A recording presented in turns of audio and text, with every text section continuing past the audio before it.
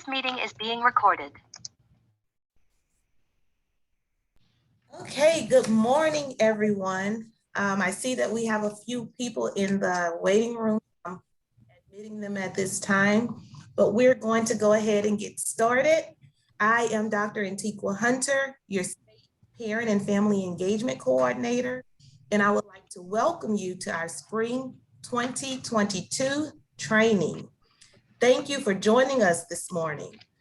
Before I begin, I just ask that everyone please keep their lines muted. Please check right now to ensure that you are muted. And I also wanted to just share that this training will be recorded and the links will be sent out to you following the training, as well as the slides to everything that is shared on today. All right, so to set the tone of our training on this morning, I wanted to just start off with an icebreaker. And this icebreaker is basically to, well, I won't tell you, I'll explain it after we do it. So let's take a look at this slide. All right, in the chat box, if you are standing in the position of the sunflower, what are you looking at? And if you could type it in the chat. If you are standing in the position of the sunflower, what is it that you would see?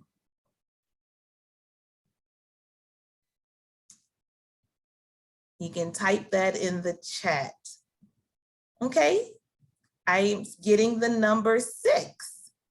So I'm getting that if I am standing in the position of the sunflower, I would see the number 6.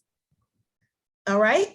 If you are standing in the position of the rainbow, if you're standing in the position of the rainbow, what do you see?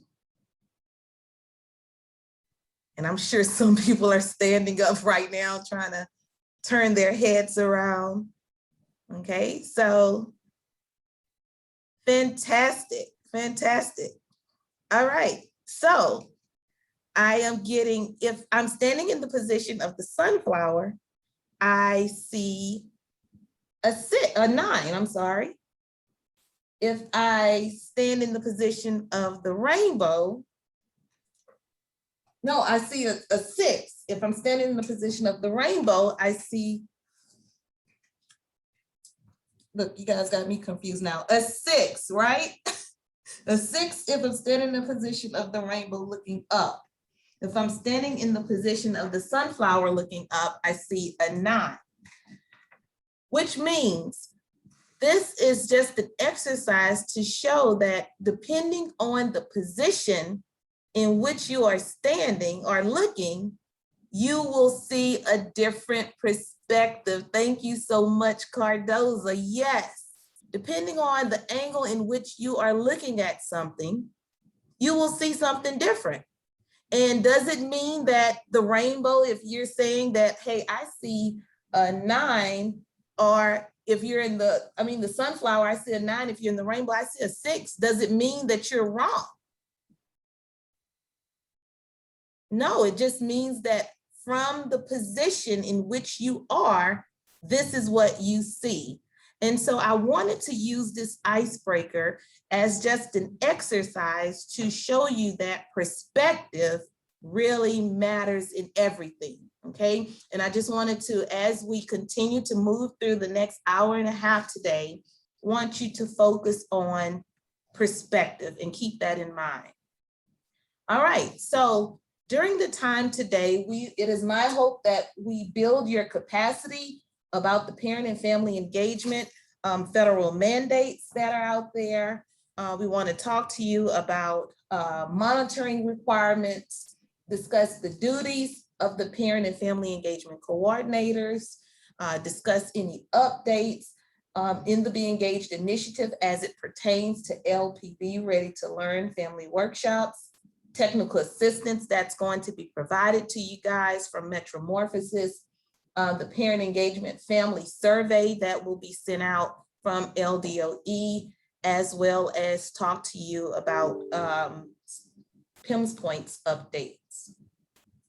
All right, so a belief. Let's talk about beliefs. A belief is an acceptance that a statement is true or that something exists.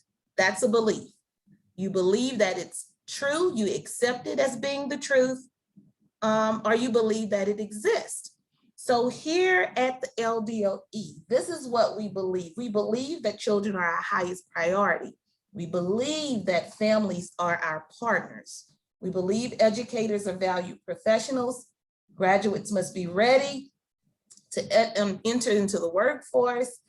Equity matters. We believe that choice expands opportunities.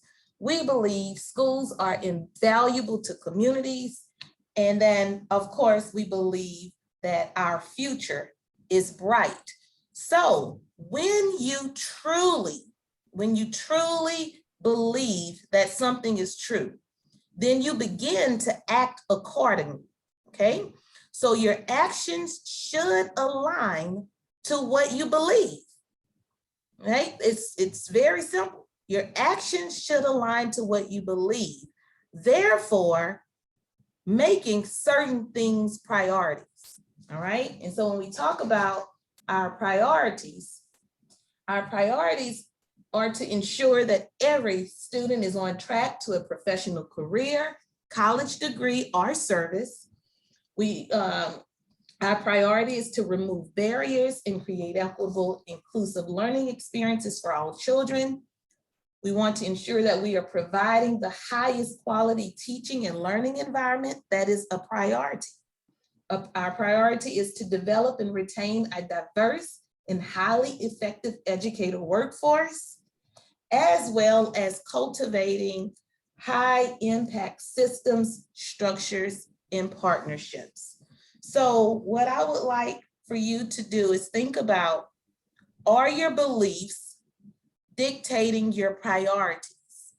And then are your actions in alignment to what you believe and what you prioritize? All right? Because our beliefs and our priorities exist, we create different initiatives.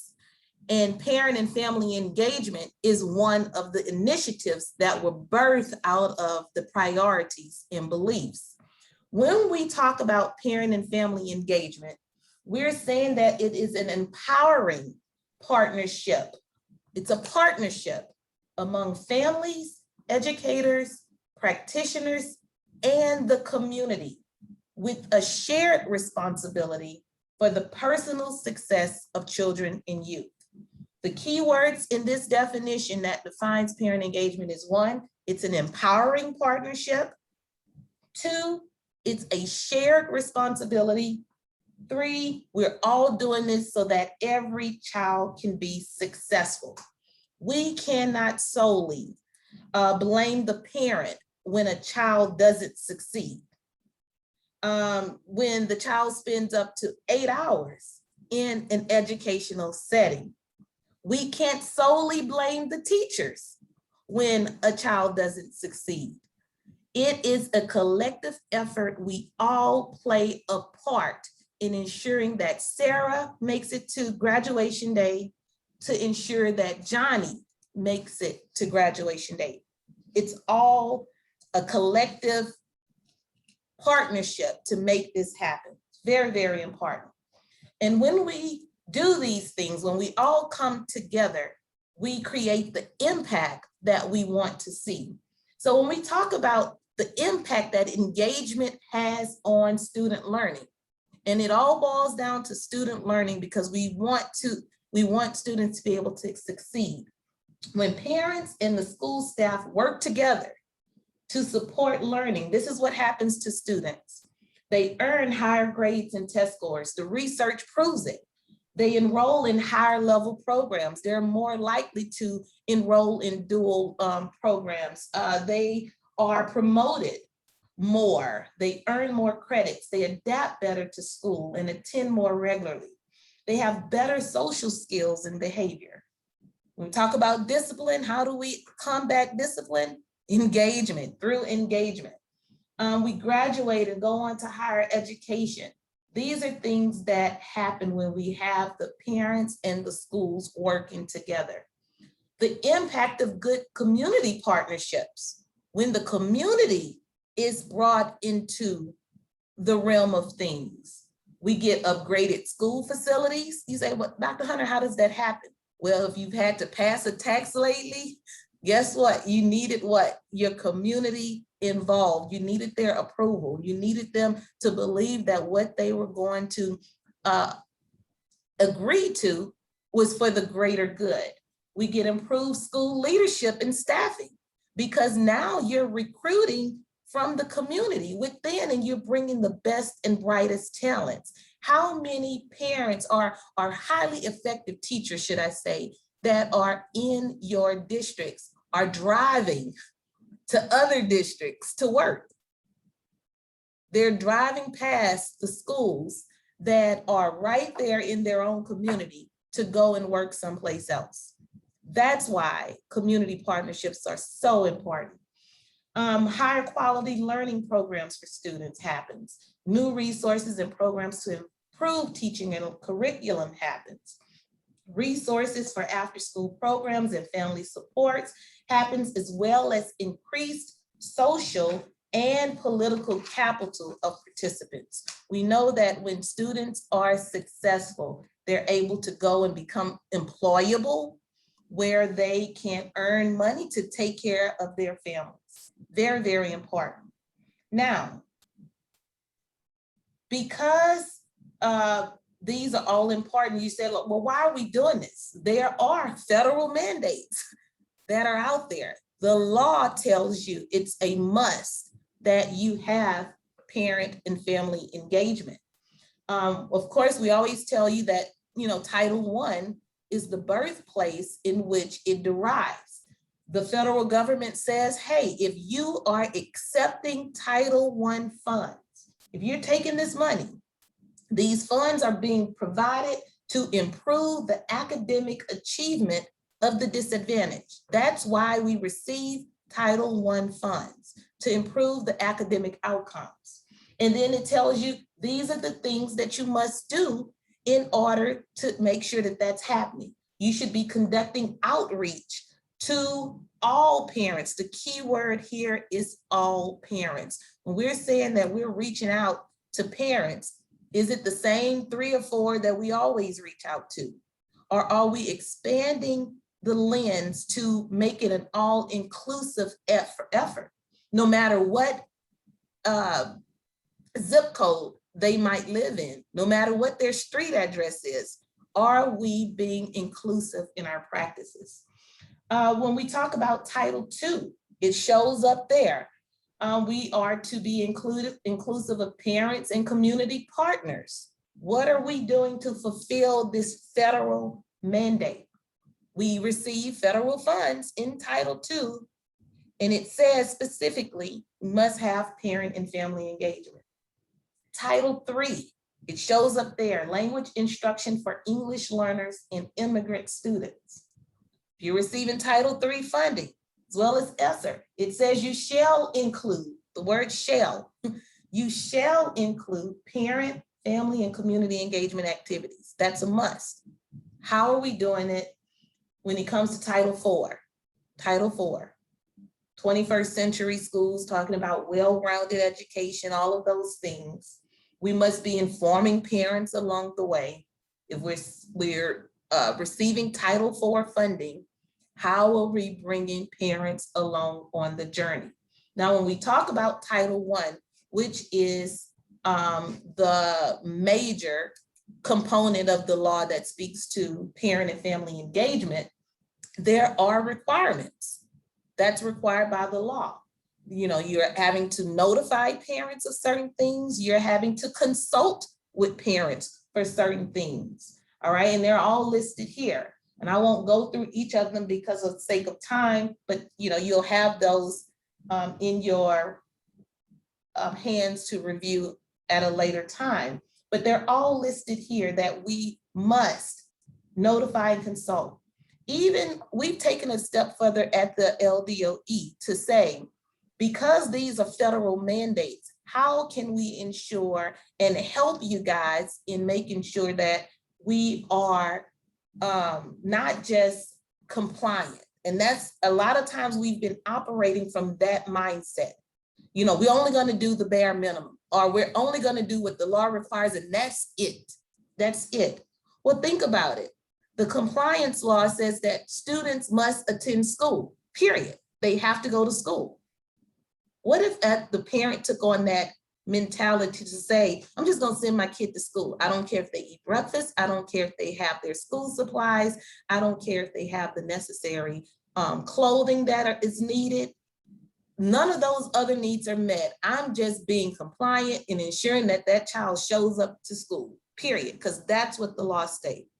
If every parent had that mentality, we would be in trouble. If they just said, you know what, I'm doing the bare minimum, I'm only doing what's required by law, and all the law states is that I send them to school. That's it. I'm not going to help them with homework. I'm not going to seek tutoring to help in areas that they're struggling. That becomes a problem. And it actually puts us, and a lot of us, in the positions that we are in right now, with less than 50% of the students being on grade level. That's important. It's a really tough, hard conversation that we have to have, but we have to do it. Here at the LDOE, in our financial planning, many of you should be familiar with the EGMS system in Super App. There is a section in there that asks you to respond to these 6 questions about parent and family engagement. And I am hoping that as a parent engagement coordinator, that you guys are the ones answering these questions. All right? It shouldn't be the federal program director. It should be the parent engagement coordinator. If you're serving in both roles, then okay, you don't have a problem. But for all of you that are not federal program directors, you should be the one stating how these things are being implemented. All right, so no longer are we just asking you to say, did you include parents in the policy or school improvement planning process? Well, yeah, I included them. And in the past, that's been good enough. But now we're taking it a step further to say, okay, you should have included them in the process, but then what feedback did they provide to you? And then give examples of the changes that were made as a result of the feedback you received. So you see how we're taking it a step further to say, you know what, it's no longer good enough to say, yeah, we told them about it, we informed them, but then what happened as a result of that? So you're taking it to the next level. The same thing about your family engagement policies. Your family engagement policies. It's one thing to say, yeah, we inform parents about them, we send it home on a nice little flyer, letting them know what the policy is. But then how are you getting that input, which the law mandates? How are you doing that outreach to gain feedback? And then as a result of the feedback, what changes are being made? That's super important. All right, so at this time, you know, of course, anything that is a federal mandate, it must be monitored. Anything that's a federal mandate. So how does all of this work together? I'm going to ask that Ms. Alicia Bethley Dawkins comes off of mute at this time. She's from our statewide monitoring department, and she's going to share with you some common concerns that are found when monitoring parent and family engagement activities. At this time, Alicia, I'm turning it over to you. Thank you so much, Dr. Hunter. Good morning, everyone. My name is Alicia Bethley Dawkins, and I'm going to talk to you about some of the common concerns found when we're monitoring the parent and family engagement activities. A primary challenge that we encounter when monitoring these activities is that oftentimes there's little or no supporting documentation provided by the school and or the school systems. Here are some examples of what we're finding. First deals with the parent's right to know letter. This is the letter that's sent to parents of each student whose teacher is not appropriately certified or licensed. So just to share with you, parents have a right to know the professional qualifications of their classroom teacher, the teacher who's instructing their children. And this right to know letter has to be on official letterhead. It has to be signed and dated. And this pertains to any classes where the teacher has been teaching for 4 or more consecutive weeks. Another common area of concern or challenge surrounds evidence showing that the parent and family engagement policy, that it was developed jointly with the parents and family members of students in the school. This policy, the parent and family engagement policy, is a written policy that explains how a district or a school will support the important role that families play in the education of their children. Like Dr. Hunter said, if you are a school system that receives Title I Part A funds, there must be a written parent and family engagement policy, and the same is required for every Title I school. We have to see agendas, sign-in sheets, meeting notes, PowerPoint presentations that ensure that parents and family members were involved in the development of the policy. Now, with these sign-in sheets, we need to make sure that all of the sign-in sheets, that they have the title of whatever the PFE activity is, a date, a place for the role of each participant, whether they're a community member, a parent, etc., in addition to a signature line. And as a monitor, we need to be able to see, when we look at the agenda, an item on this agenda that shows that the PFE policy was developed with the input from parents and other family members. The next challenge surrounds the school and parent compact. This compact outlines how students, the entire school staff, and the parents share the responsibility for improved student academic achievement. This compact is a written agreement between the teachers, the parents, the school, and it provides an opportunity to create new partnerships in your school community. It explains what families and schools can do to help children reach high academic standards of excellence. And each parent is responsible for trying to support their children's learning. And some examples, they can volunteer in their child's classroom. They should be participating in Title I meetings and other PFE activities, as well as participating in decisions that are related to their children's education. Next slide, please.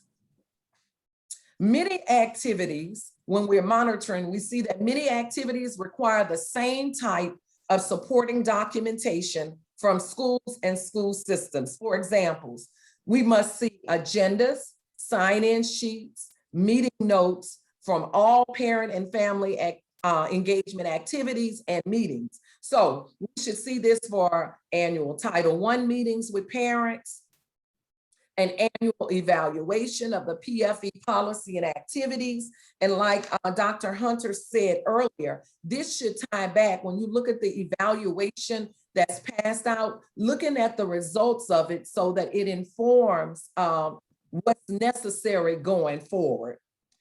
Capacity building activities for parents, and those may be things such as family math night, family literacy night, donuts for dads, muffins for moms. It may be educational field trips.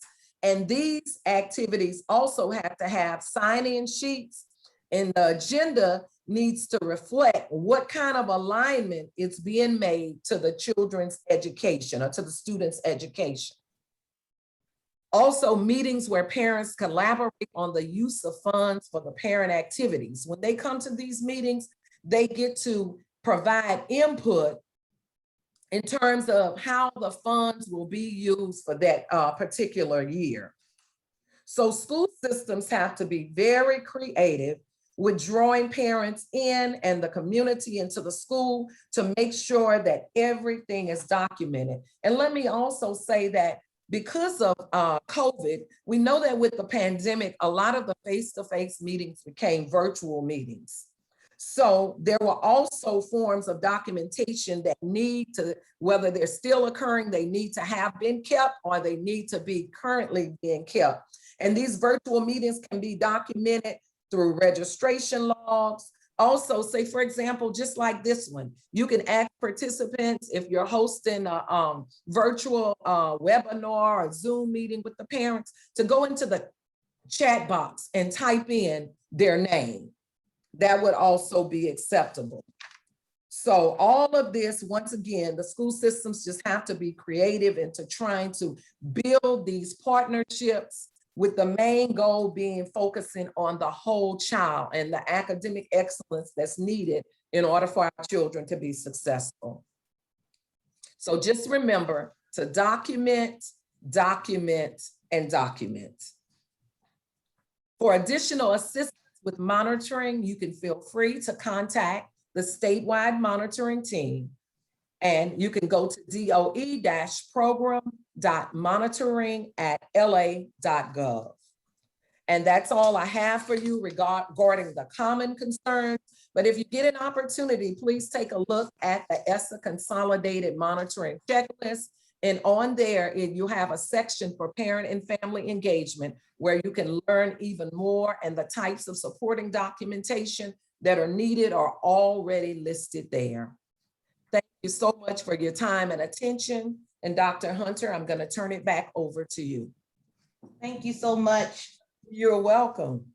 For being so informative with the information that is needed to ensure that we are on track and there are no surprises when it's time to be monitored in the area of parent and family engagement. We really appreciate you taking the time out to speak with the coordinators about that.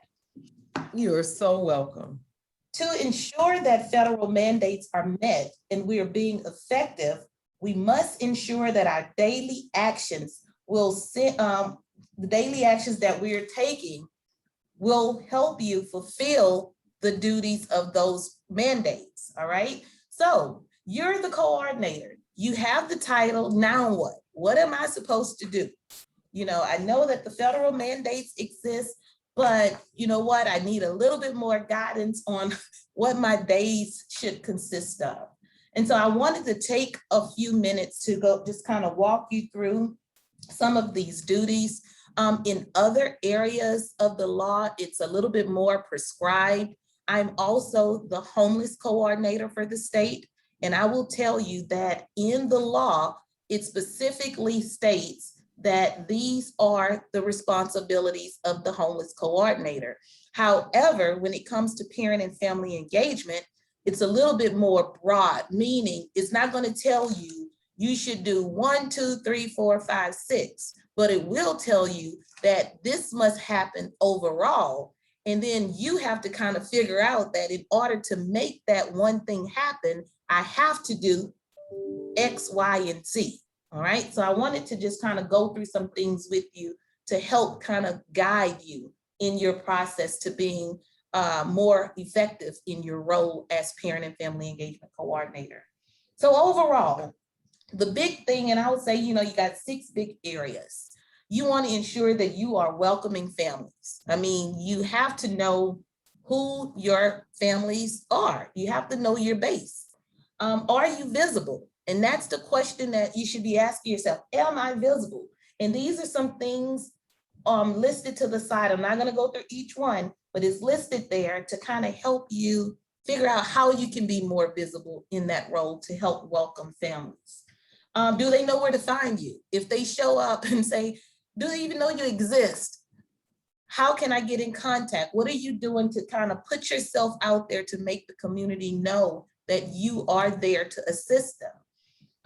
School staff, relationships, do you know who they are? And when we talk about school staff, we're talking about, you know, administrators, the school counselors. These are very important people for you to know. I know it's probably difficult to know every single teacher in your district. I'm sure that's unable, and especially with turnover, it's kind of hard. However, you are to be visible where You may not know all of them, but they definitely know you. Whether it's, appearing at open house meetings, back to school events, they know who you are. Are you meeting with leadership? This is important. What do you discuss when you meet? Do they know what your roles and responsibilities are? Do they know? And then do they know what your vision is? Or are you just simply taking orders? That's important. You have to have a vision for the work that you do. What do you want to see happen for the families that you're servicing in this role as parent and family engagement coordinator?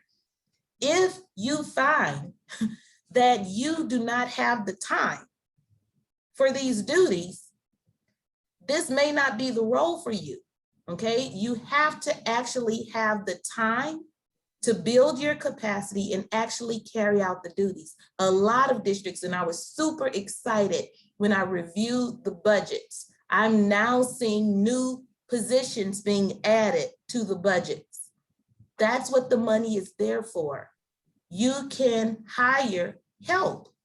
You don't have to do it all by yourself, because I see that a lot of coordinators will say, Dr. Hunter, this is great, but I got so much on my plate, I just can't do it. This is why there should be a job specifically dedicated to parent and family engagement, so that the person will have the time and the capacity to carry out these federal mandates. All right, when we talk about communicating with families, that's like the big fourth area. Overall, you may do a whole lot of things to make that happen, but overall, you should be communicating with your families. What information are you communicating with them? This is very important. And I liked this one on the side, because you can ask yourself, am I doing this? Am I not doing it? If you can check the box, that's great. You might want to say, how can I make it even better? If you can't check the box that you're currently not doing it, say, okay, well, what are some things that I need to put in place so that I can start to do it? I'm here to assist you in any way that I can. Metro Morphosis, as we continue the presentation, they're going to be able to share with you some, how they're here to assist as well. But one of the things I wanted to point out in regards to communicating with families, it says all posted information is recent. Are you updating the things on the school's websites or the district's websites to be more current? If you are making changes to your parent engagement policies at the district level, if you're making changes to your school improvement plan, where are you keeping that information so that they will know that this is updated, this is the latest and greatest? All right, building your own capacity, that's very important.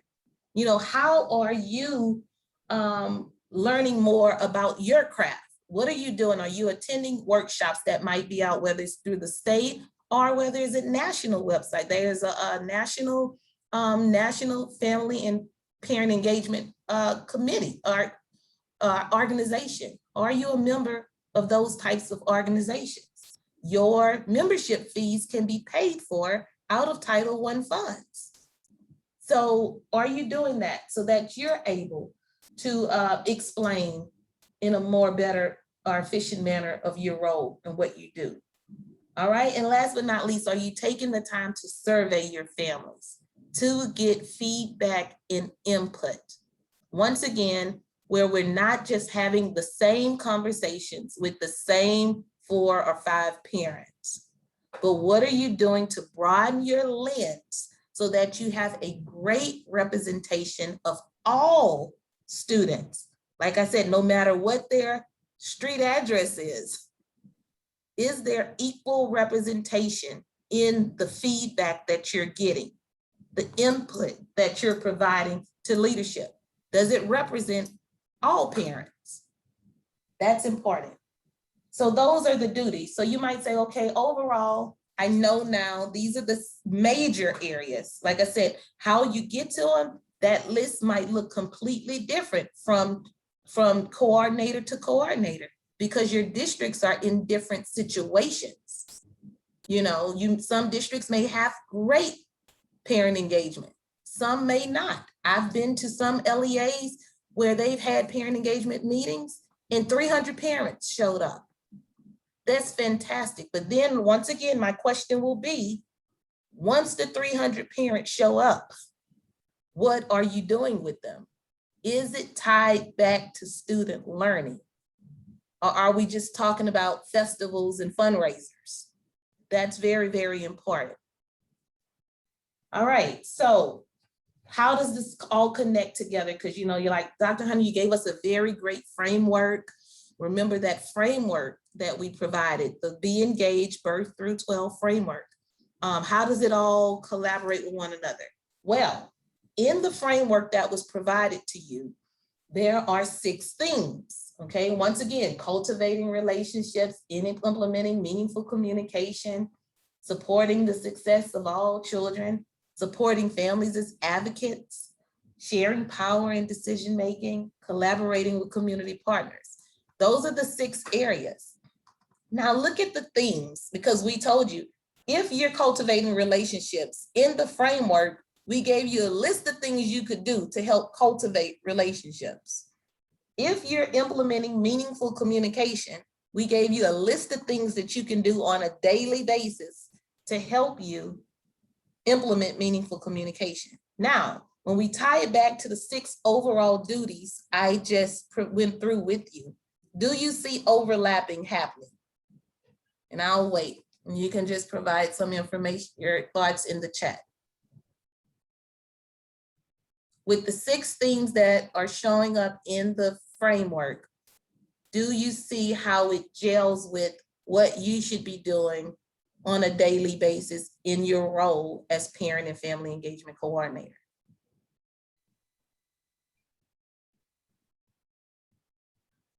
Yes, when you talk about school staff meeting with leadership, it goes right back to what? Meaningful communication. When you talk about welcoming families, it goes right back to what? Cultivating relationships. So it's not separate things. It all goes together and it's overlapped. So it's very important. So based off of the framework, now that you know on a regular daily basis, these are things that I should be doing in this role. And if I do these things, guess what? Those federal mandates are automatically going to be met. Automatically. If I do these things, there's no question about it, whether or not we are in compliance with the federal mandates. But once again, and I'm going to wait to see what you write in the chat. We are moving from what? Compliance to what? If you write it in the chat, we're moving from compliance to what?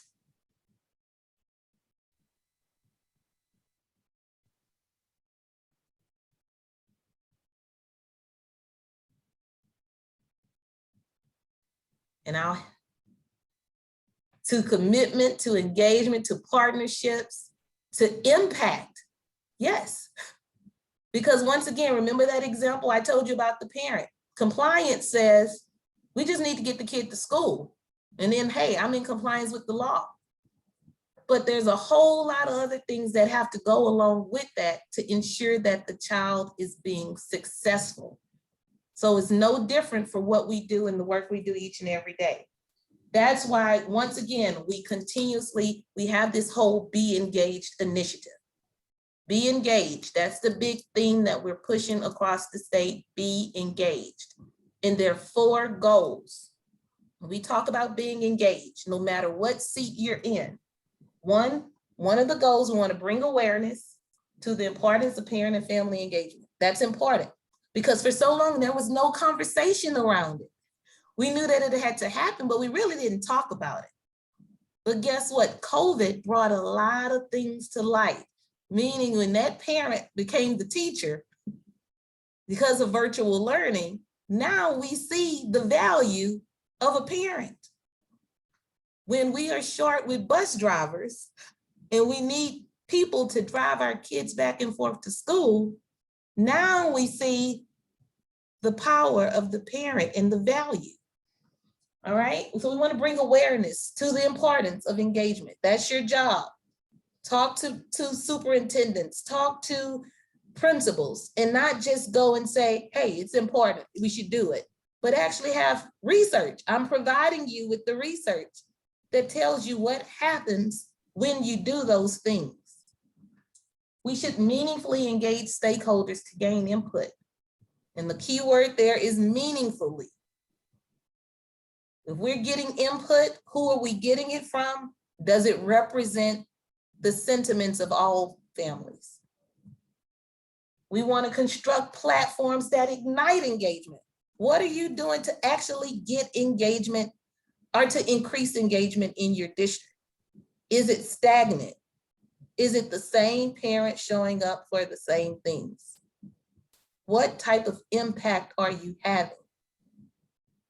And then are we cultivating engagement that energizes learner success? Is it tying back to student learning? The things that we're investing our time in, the things that we're spending a lot of money on, is it leading to better outcomes? If you ask yourself, hey, I've invested X amount of dollars in this program, but we're still at 40% of our kids being proficient. Those are some hard conversations of things has got to change. The definition of insanity is doing the same thing over and over and expecting different results. That's the definition of insanity. So if we want to continue to move forward and see a significant change, we have got to do things differently. Super important. All right, so with this Be Engaged initiative, we have seen, we've seen all of the things that we've done. I've told you about them. You know, they're all listed here. I'm not gonna go through them all. But the things that we have right now in progress, all right? We've partnered with All Here to pilot the Be Engaged bot, which is an entity out of Harvard University. And they're providing 24/7 mental health counseling and tutoring services to our families that are experiencing homelessness. We're super excited about that right now. We have launched it, and students are now starting to, if they pick up their cell phones, and the districts that have opted into this great activity, they are actually getting services to those kids when they couldn't do it by themselves. So this is awesome. We've done that. It's in progress now. We're in the pilot stages, and that's going to continue, I think, through December. But that's with Harvard University. And if you want to know more about it, talk to your homeless liaison. Make sure that they're aware that it's out there. I've had training with them maybe 2 weeks ago, and I shared the greatness about this Be Engaged bot. I'm talking to you, and I'll give you more information. We now have an opportunity that's open to you guys to actually provide workshops for families. A lot of things that we do are for students, but this opportunity is now open to you guys, and you'll be able to provide, for those of you that would like to participate in this training, you'll be able to provide some one-on-one, hands-on trainings with families that you're selecting for this opportunity. We've entered into a partnership with Metromorphosis, and of course, they're providing this technical assistance. We're going to talk to you about the May technical assistance calls and get you guys signed up to attend that. And then, of course, we are preparing to launch the statewide parent and family engagement survey. We launched it in 2021 of last year, and we got over 26,000 responses from parents. And this survey is not a, hey, I got you, blah, blah, blah. It's only to help us drive our practices. That's it. We want to hear what the parents have to say to know how we can make adjustments. So I will be sending that link out to you guys by May 6th. And that way, you're going to do it the same way, just send it out to your parents. All right, so let's talk about these updates and the progress that's being made. Because remember, it's a journey. This is not something you can't wake up today and say, oh, now we have parent engagement. It's a process. You may not be where you want to be today, but if you keep pushing, you don't give up, you have the right perspective. Remember, we started off talking about perspective. You will eventually get where you want to be. All right, so when we talk about this workshop that I just told you about, Louisiana Public Broadcasting, which is LPB, they are offering this ready to learn training.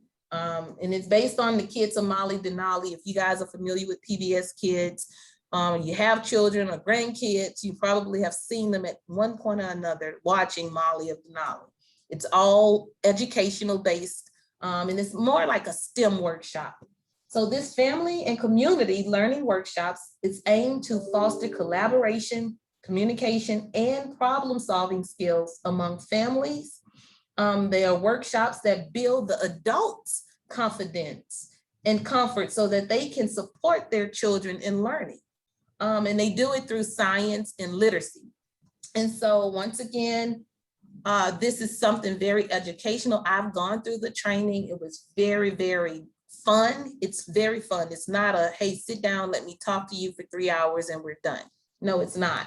We have 20 slots available, okay? So what this is, you will be providing training to a selected group of families. So we'll have a total of 50 coordinators, and 50 coordinators, each will be able to select 15 families to work with.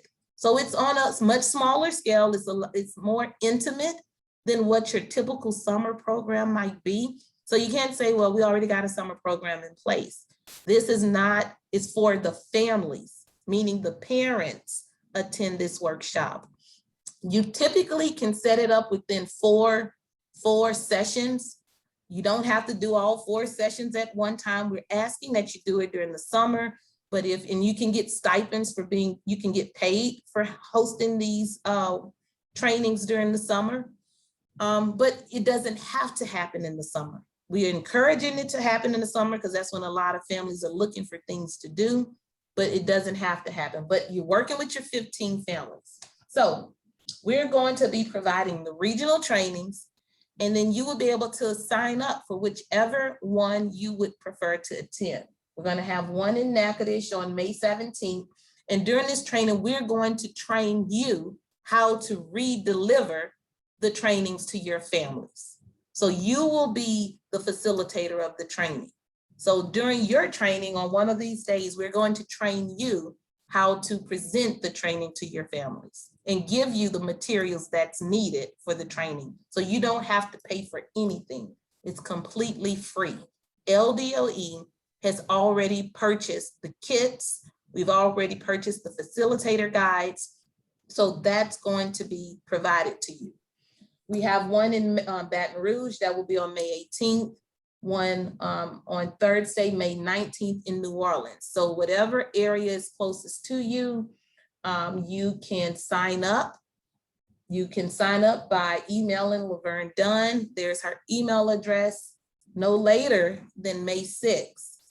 But I do want to remind you, it's first come, first served basis. And we only have 20 slots left because we first had to open it up to homeless coordinators. And then from there, we open it up to like our ELL and migrant coordinators. And then we also reserve some spaces for you guys if you would like to attend. So I'm super excited about that. The pictures that are at the top gives you an example of the things that I created at the training when I attended. The first picture on the left, you can see the teddy bears in suits. What we had to do was create astronaut suits to prepare to send them into space. But then there were certain things that we had to consider: the temperature, gravity. So you see how they incorporate science into that. And we were able to create those nice. And I'm not going to tell you which one is mine. I'll let you guess in the chat. Which teddy bear, which color do you think was mine? Those of you that know me probably will get it right. Of course, it's the best looking bear. It's the pink and green. That's correct, Veronica. Yes, that one's mine. It's the best bear. He had the best spacesuit to send him to space. And so that, and we, of course, look what we use, paper cups. But think about how families can do this during their time at home together. But it gives you these ideas to share with families. So I loved it. On the right-hand side, the picture at the top, it shows you we had to create a playground. But in the playground, we had to think about finding equipment that moved. So you had to think, like use critical thinking skills to help come up with that. So I just wanted to give you an idea of the types of activities that you would be doing with your families. I think it's probably like 4 sessions. So it's not like a whole summer long program where you got to do this every day. You pick whether you want it to be once a week that you meet with the family, or if you want to do all 4 sessions in 1 week and be done with it, you can do it that way. It's up to you how you structure it. You have the freedom to do that. But this is something that we wanted to offer to you guys to aid you in outreach to families. As of right now, this is the only training for right now. So we just depends on how well it goes, we'll see, because we had to purchase the materials, but LPB is pumped up and they can't wait to provide it. All right, so the next update, we're talking about metromorphosis. We said the technical assistance that's going to be there to kind of be the sounding board for you, to be able to help you get to the next level with your parent engagement program. We asked that Mr. Raymond Jedson at this time, if you can come off of mute and explain where we're headed with this collective impact model. Thank you very much, Dr. Hunter, and to all of you who are taking part in this. I can barely hear you. Can you hear me now? I can hear you now. Okay, thank you. So thank you very much, Dr. Hunter, and to all who are sharing on the call. Greetings to you. Good morning. It is a pleasure to be with you again. The slide on the screen for most of you should be a reminder of this framework for collective action that we shared with you as a response, as a solution to creating this transformative family engagement. The words are still important. Dr. Hunter earlier talked about this notion of a commitment. When you look at the various framework, what you see are people who are actors in different sectors working toward a common goal.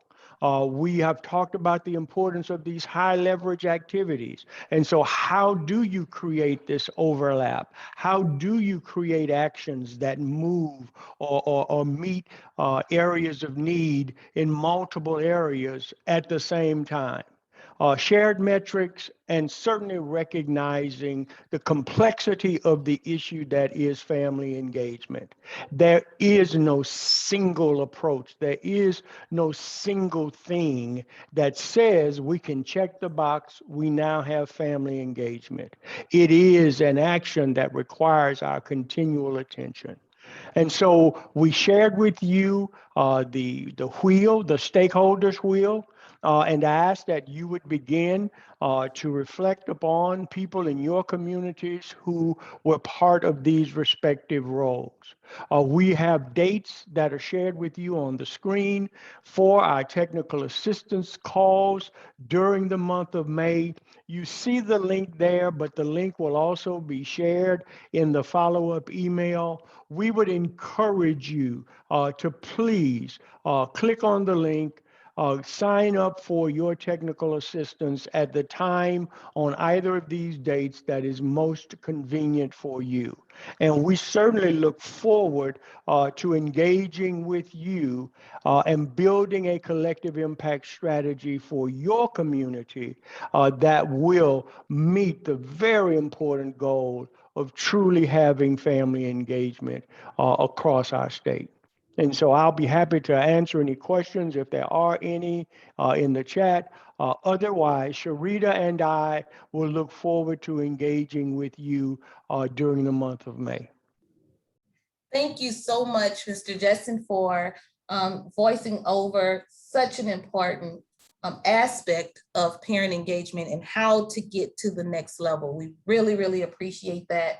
I encourage you, I'm super excited about the calls. We're going to be conducting the calls in small groups, so it won't be with the larger community. It will be small groups. And so basically just to talk about, hey, this is what I'm planning. This is where I'm at.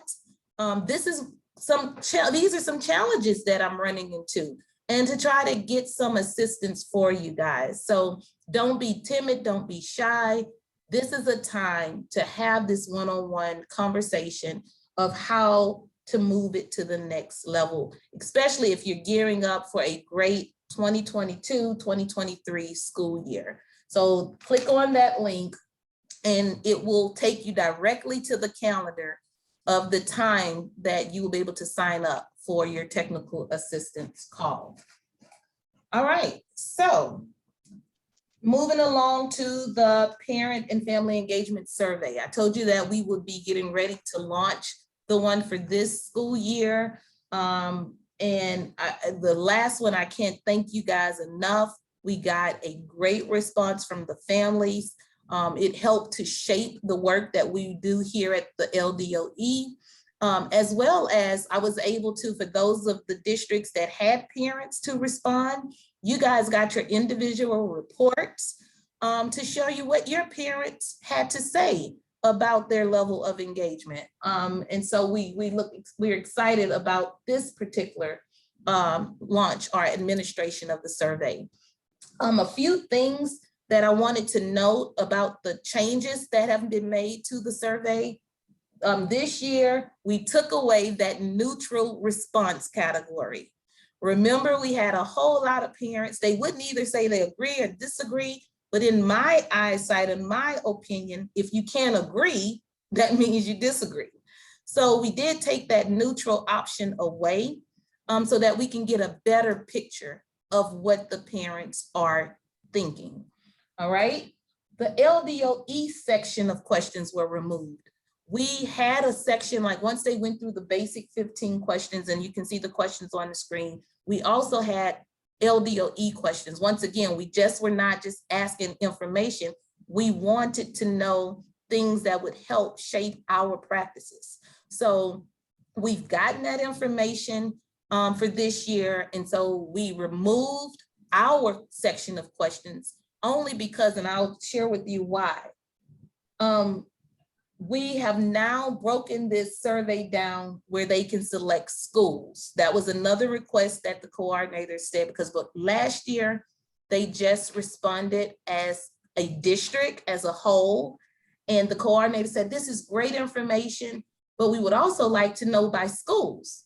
And so we made that, we listened to you, and we've made that adjustment to the survey. Now, because they are responding by school, they are going to have to take the survey multiple times for different students, of course, so that we can keep the data clean. Now, that's why we decided, hey, let's take off the LDOE questions so that we can keep it short, okay? Keep the survey super, super short. It's those 15 questions that are listed on the screen, and that's gonna provide you, and you can use that as a baseline to help you if you didn't have parents to take it last year. This now can be your baseline for this year. But if you did have parents to take it last year, you now have something to compare to say, hey, are we doing a little bit better in these areas? So that's the whole intention of this survey, to let you monitor your improvement, help you look at your journey and document your journey. And of course, it would also assist with the monitoring piece. The monitoring, one of the things that said, hey, you guys are lacking documentation. Well, now this will provide you with some additional documentation. I will send the survey link to you all on May 6th. so that you guys can get it sent out. So we're also sending it out a little bit earlier this year. I know last year it took us a while to get it out because we had to get it translated into so many different languages for the family. So we've already gotten the translation done. So we don't have to go back through that. We will pretty much keep the survey open throughout, I would say, the end of June, because I know some of you were able to push it during summer school for some parents. So the end of June would be when it closes, but we want as much participation as possible. And just like we did last year, we will provide you guys with your report where you can see what your parents said specifically about your district and the schools within your district. So we're super excited about that. All right, last but not least, we're moving to our final update before we close out our training on today, and that is our PIMS points update. All right, so for those of you who are new to your role, PIMS points is one of the things that we did to provide an answer to how to engage parents. You know, a lot of you say, oh, we're having problems engaging our parents. We know it's important, but we really don't know how to do it. We keep getting the same 5 parents to show up at events. And so PIMS points was just an answer to how do you increase parent engagement. Not only that, it's innovative and it's a technology-based way to do it. We know right now technology is what's leading the charge. I mean, if you're not connected, if you're not on your cell phone 24 hours a day, I don't know what you're doing. It provides your SCA and LEA with an opportunity to engage with all stakeholders. So remember, it's not just the schools, but it's how do you bring the business community in? How do you bring the parents in? So it's bringing a collective impact to what we do each and every day. It allows LEAs to recognize the engagement levels of parents, the efforts of your district, and the academic progress that's been made by students. You guys can get reports to show you, hey, this parent's knocking out the park. They've earned this many points. This is where they are. It's multidimensional. So it allows parents to be engaged in ways that works best for them, whether they are providing, attending different events that you have, whether they're just responding by giving feedback. That's still a level of engagement to a survey, whether they're signing a document and returning it, providing some type of academic assistance to their children with the engagement task. All of those things are available. It allows for customization where you can target audiences. If you have parents that said, I'm not comfortable with doing face-to-face right now, or even the district, they're not opening up to parents. Here is a way to still get that engagement in without having to be face-to-face in many occasions. Of course, it provides economic relief to parents through the coupons that are in the system. It promotes partnerships with the community, and it provides a matrix for collecting and documenting your parent engagement. It houses your data, so you will have that when it's time. As a refresher, these are the areas in which parents can earn points. And as they earn points, they are rewarded through a coupon that they can obtain. Remember, PIMS points is just a system that's designed to ignite and support you in getting engagement at a much higher level than you've had it before. Now, what I will say, it all depends on the level of effort that you put into implementing this, which gives you the results that you would need. Okay, so if you put little effort in, you're gonna get little results. But as you continue to move forward and build, you might say, I don't want to use all aspects of it. It's perfectly fine. You use the aspects that will work best for your LEA and your district at the time to get the results, and you continue to build as you're implementing. One of the great things that I wanted to share with you, we talk about partnerships, all right, partnerships. During this school year, the New Orleans Pelicans have become one of our partners with PIMS Points, and they've actually put a coupon in the system. And so parents across the state, no matter where they are, remember there's coupons at the state level. And if we put them in at the state level, any parent, no matter what district they're in, can access those coupons. So they are one of our partners now. We're super excited about this partnership. They put the coupon in. We hope that they can make it to the championship. Every night I've been on pins and needles with these games, but we'll see. Go Pelicans. But in the meantime, in between times, they're still a champion and a winner in my book for being a supporter of our school system. Not only that, PIMS Points will have gift cards in the system for families. So as they earn points, access to these Amazon gift cards that will be in the reward section of the app. All right, so once again, what does the parent see when they download the app? Okay, once they download the app and they register and they are approved, that's the key piece. They have to download, register, and then get approved. Once they get approved, they will be able to see how many points they've earned. They will be getting notifications letting them know if there's any activities going on that they can earn points with, if there's any task that they need to complete. They will have the notifications at the bottom of their screen.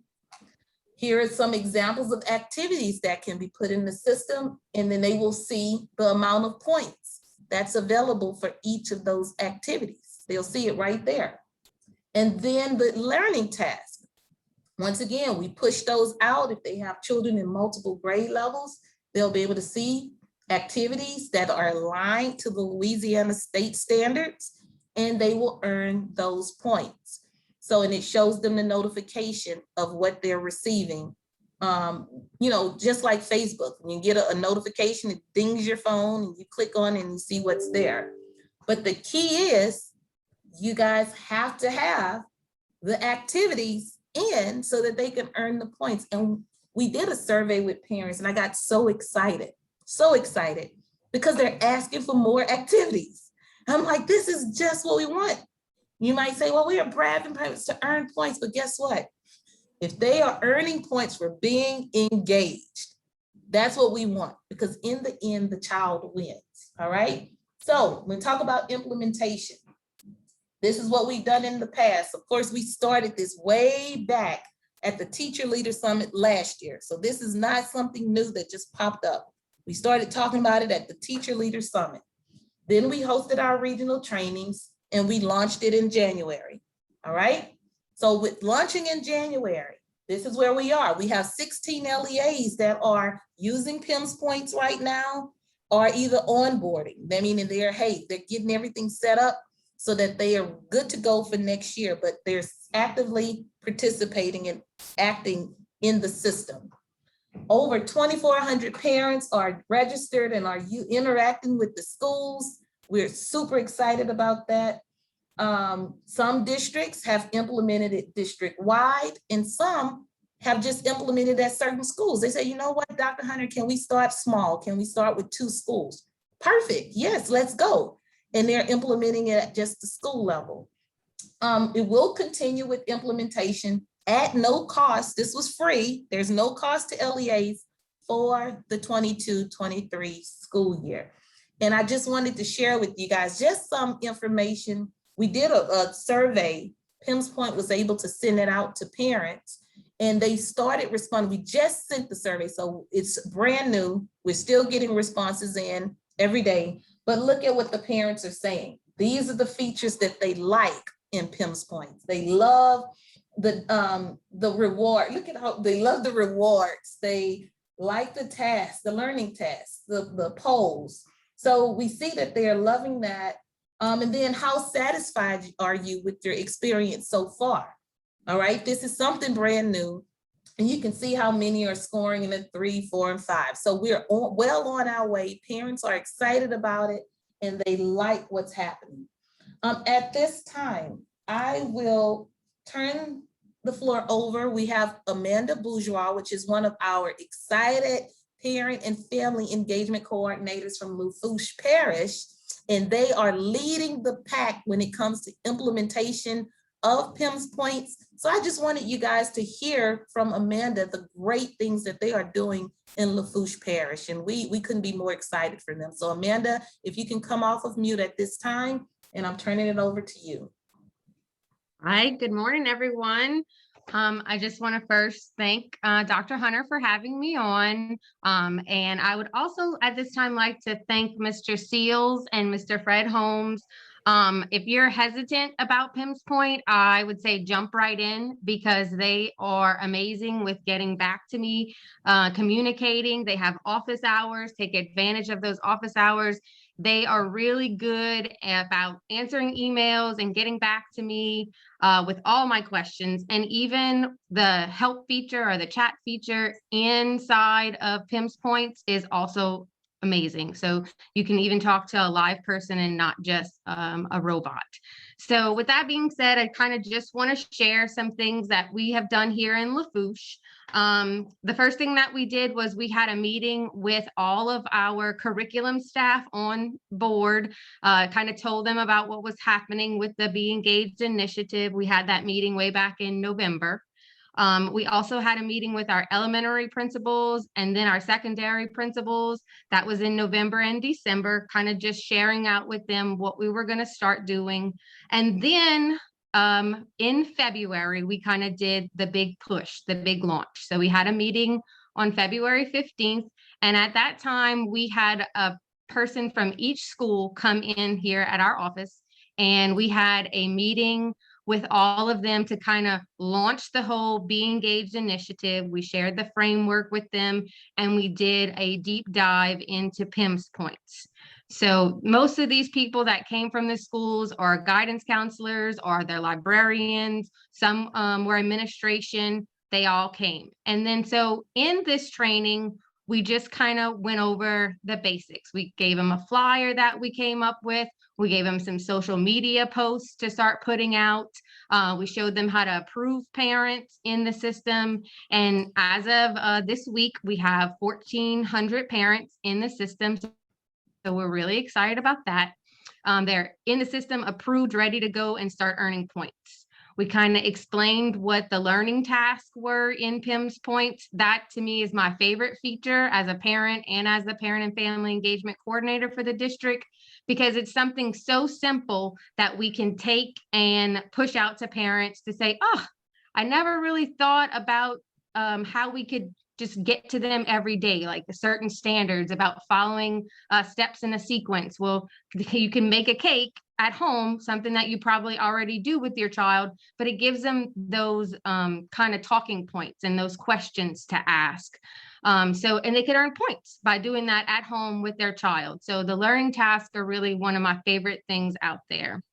We also showed the parent and family engagement contact people at each school how to set up an activity and how to set up a session. And we had to do some language about what an activity is in PIMS Point versus what a session is in PIMS Points. So that was really interesting for us, just to get that language going with our parent and family engagement people at each school.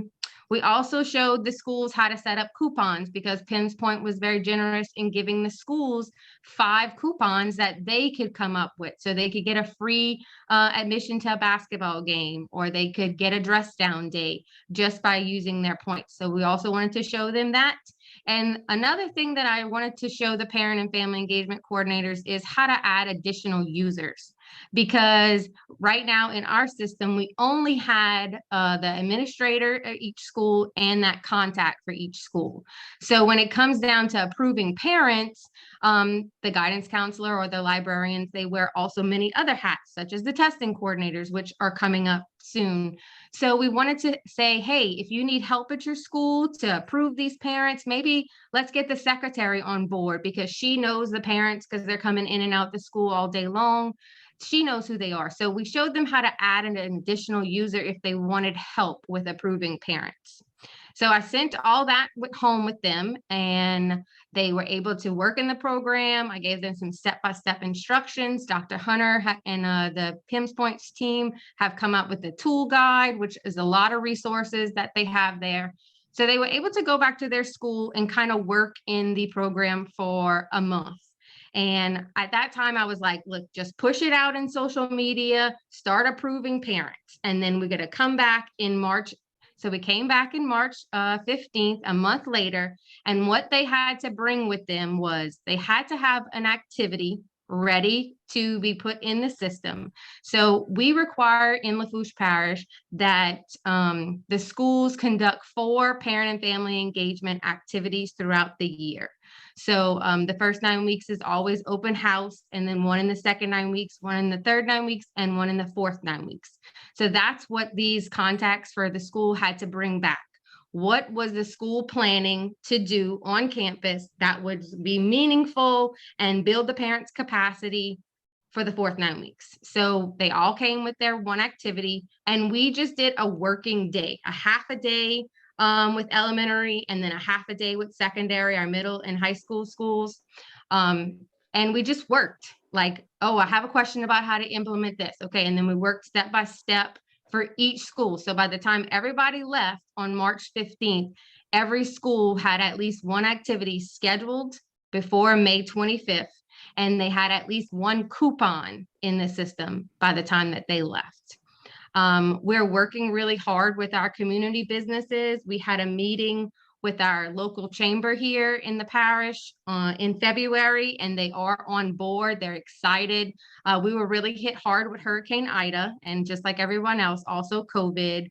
So our businesses are slowly coming back in Lafourche. So we kind of want to get them really, our families in the businesses, spending their money in there. So we are working with a partnership with them. I'm going to be knocking on some doors pretty soon to say, hey, we have 1,400 parents signed up for PIMS points, and they're earning points, and they're excited to redeem these points. Let's get them back in your restaurants or back in your stores for this summer. So that's something that we're really working hard on, and we're going to hit the ground running.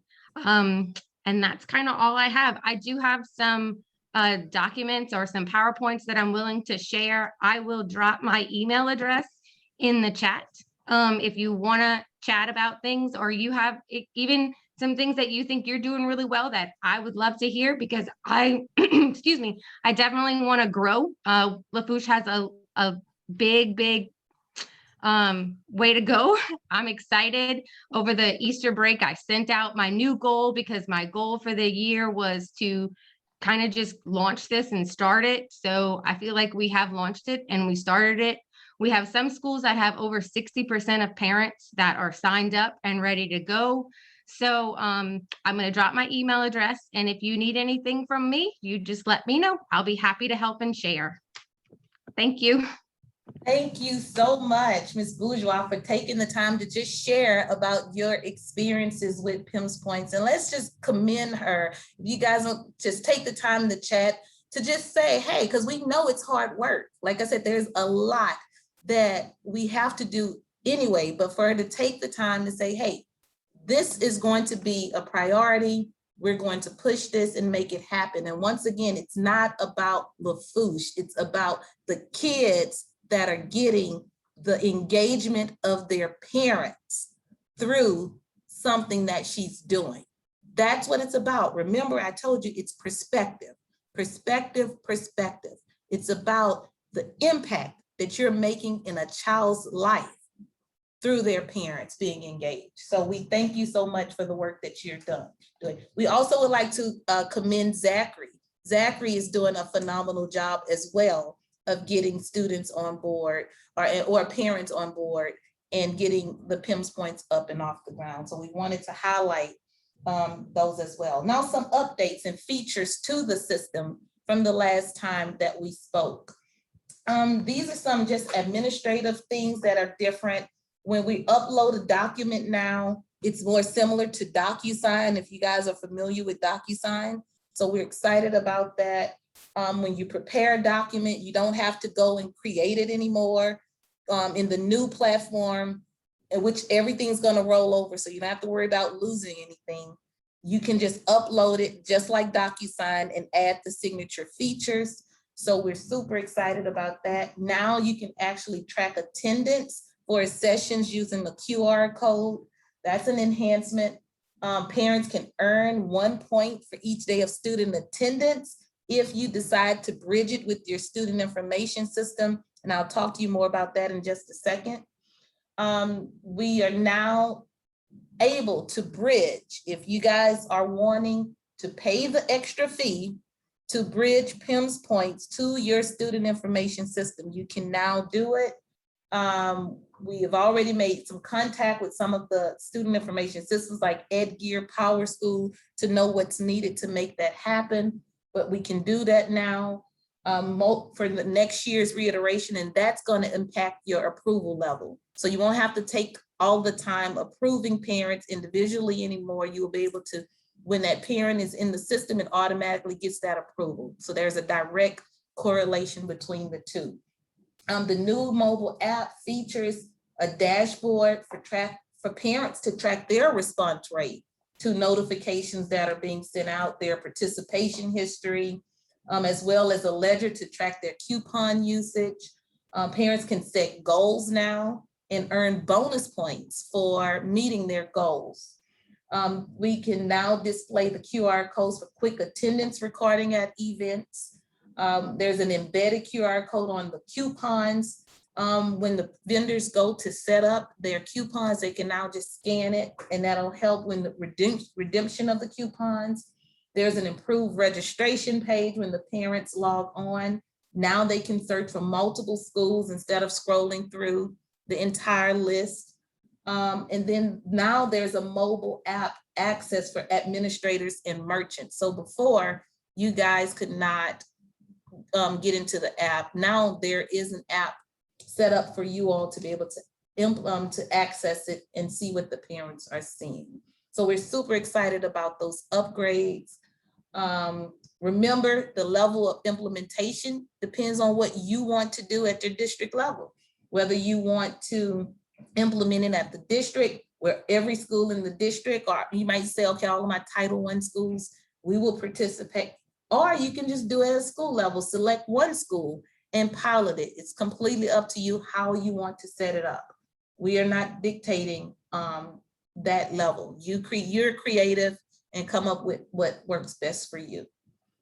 All right, so I mentioned to you that you have the ability to either keep it as a standalone option, which we're doing this year, so you can remain that way, or for those of you that were interested in bridging with your student information system so that you wouldn't have to do those approvals individually, you can do that now as we speak. So there's less wait time to receive the password. So once again, once the parents download the app and register, they have to wait. They can't just automatically start using the platform. They have to be approved first.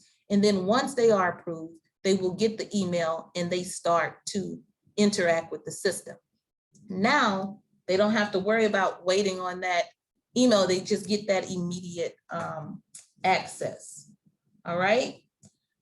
Next steps, if you are interested in implementing PIMS point for the 22-23 school year, for those 16 LEAs that are using it now, you can continue if you like. So the new users, however, those of you that will be onboarding for the next school year, remember, you must download the addendum. There's the link there. Once you download it, you have to get your superintendent's signature. Then you scan that document and you upload the signed copy to the JOT form. And that was what sends it to LDOE so that we will know that you signed the MOU. For those 16 LEAs that are already, they've gotten the MOU signed, they're using PIMS points, you do not have to get an MOU signed again for the next school year. The MOU that you signed is good for 6 years. So you don't have to worry about going through that again. You can just continue to use it for next year. So once you have submitted your MOU, you decide on your level of implementation, like I stated before, whether it's going to be at the entire district whether it's going to be a selected group of schools within that district. It might be your CIR schools, your UIR schools, and then, or it's going to be just one school. You decide. After you decide your level of implementation, the next thing you decide whether or not you want it to stand alone or whether you want to bridge it with your student information system. Remember, if you decide to bridge your system, it's going to take at least a month. So we need the MOU signed as quickly as possible so that we can start working on bridging the system over the summer so that when you come back in August, it will be ready to go. So you don't want to wait till August to decide, and then, you know, it's going to take a month for that bridge, at least a month for the bridge to happen. So we want to get on that right away. Pricing, a lot of you have asked me about pricing, and I said, okay, we're working on this. Remember, for the next school year, 2022-2023, it continues to be free to all LEAs. It's already been taken care of. However, I think many of you wanted to know, like, in the future, so far as sustainability, what are you talking about when it comes to pricing? Here are the prices listed for a 12-month subscription per site, whether you're doing a small implementation, medium, large, or super large implementation. And then to bridge with the student information system, it's going to be an additional $200 per school site. We wanted to keep it separate because some may want to continue to stay standalone. Well, if that's the case, you don't have to worry about this additional fee. But for those that would like to move forward with bridging the systems, then keep in mind, this is what the cost would be per school site to make that happen. PIMS Point has already gone through the SOC 2. We've already talked to the IT director, so they know it is a secure and safe environment, so you don't have to worry about that. LDOE has said that so far as the MOU, if you want to bridge with your student information system, then that's a separate MOU that will need to be signed directly with PIMS Points. But if you want to just stick with standing alone, then the MOU with the link that I provided will suffice. Here's the contact information. If you need to reach out to Mr. Seals or his team in regards to next steps for implementation, please don't hesitate to do it. The earlier, the better. Okay, so as we get ready to come to a close in our time today, I will ask you to evaluate your current practices. You know, what you're doing. Are you moving the needle? Are you moving the needle on parent and family engagement? Are you stagnant? Are you looking for new innovative ways to create the change that you would like to see? Then if so, you got to do things a little bit different. So next steps, because we talked about a lot today, and I just wanted to have it in one place of things that you should keep in top of mind as you proceed to get ready to close out this year and gear up for next year. I want you to evaluate your current practices. Are you getting the outcomes that fulfill your mission and vision as an LEA? If not, what changes are you going to make? We want you to review your duties as the Parent and Family Engagement Coordinator to make adjustments for the next school year. Review monitoring protocols, and align your practices with what's expected. If you know that documentation is a big thing, what are you doing to get that? All right. And then most importantly, I put some space in between because these are things you can do now throughout your year. But the things at the bottom are things that I really want you to focus on. Scheduling your technical assistance calls with Metromorphosis for the month of May. And here's the link once more for you to click on and get that scheduled. Send out the statewide survey to parents. Some of you send it out through social media. Some of you send it through your Remind 101. However you did it, that's perfectly fine. I just sent the link and you guys forwarded it and then the results come in. So I should have the survey out to you by the end of next week. If interested, sign up for the Ready to Learn training with Laverne Dunn by Thursday of next week. Remember, we only have 20 slots available for those that would like to do the training with your 15 families, or at least 15. It doesn't have to be exactly 15, it's up to you. And then get with your leadership and decide on PIMS points implementation for the 22-23 school year. And if you're deciding to onboard for the next year, please get that MOU. You can't do anything in the system until that MOU is signed. So we thank you for all that you do. Remember, as we move forward together, we need patience. We need you to have an open mind. We need your commitment, your energy. This takes energy. It's not for the faint at heart.